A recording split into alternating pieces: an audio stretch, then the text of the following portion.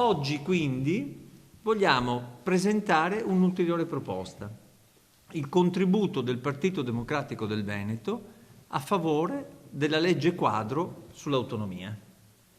Cioè oggi ci proponiamo di dire: siamo un partito regionale fortemente legato alle dinamiche del nostro territorio, però abbiamo anche l'ambizione di esprimere un punto di vista nazionale e per farlo quindi diamo un nostro contributo che fa sintesi dei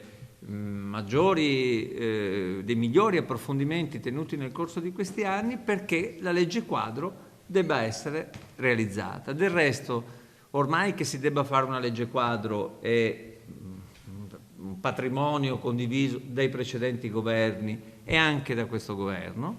Il ministro Gelmini ha parlato nei giorni scorsi della necessità entro l'estate di arrivare in Consiglio dei Ministri con la legge quadro. Ecco, noi vogliamo offrire a lei, e la consegneremo ovviamente al governo, agli altri ministri, ai ministri del nostro partito, il contributo del Partito Democratico del Veneto perché questa legge quadro possa essere realizzata.